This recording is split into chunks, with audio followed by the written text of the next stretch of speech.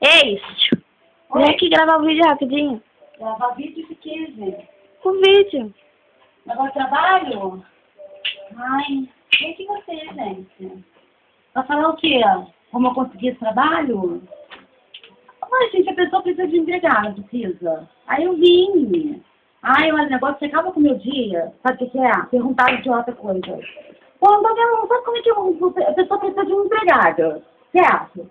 Vai fazer o quê? Vai procurar, vai falar indicação, sabe? Eu vim embora numa felicidade, o meu astral lá em cima, você me faz parar para responder perguntas assim, gente. Ah, não, agora fala. Acaba com o dia de qualquer um, gente.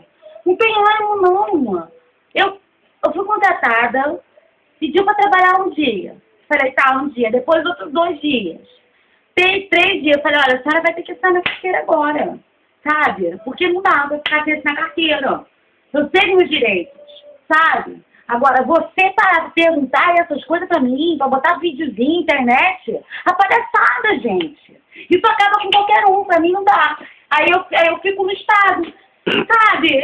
Olha, sinceramente, eu tenho muita coisa pra fazer, sabe? Eu tô com muito problema na minha vida. Meu marido não quer nada, não tá me chegando comparecendo. Tá entendendo? Vai me perguntar o que você quer saber dessa mulher com problema de coisa, de negócio de empregar, que não quer fazer, não quer lavar, não quer coisar. Ah, não, gente. Você acaba com a vida de qualquer um, acaba com a raça. Tá? Não me leva a nada com você. Tá, menina? Que ela te paga de serviço pra você fazer esse negócio. Eu vou falar.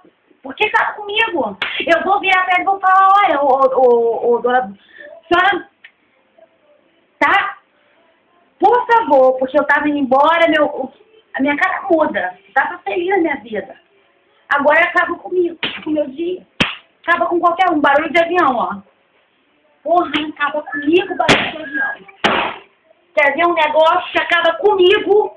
É o de estar saindo de casa, separada e ainda ter barulho de avião. Helicóptero, qualquer coisa. É um negócio que me deixa estágio mesmo. Olha, eu vou até tomar uma cerveja, Tubinho. Eu não ia beber. Mas eu vou ter que tomar uma cerveja. Sabe por quê? Porque você acabou comigo. Meu dia. Tá? Dá licença agora. Não me leva mal.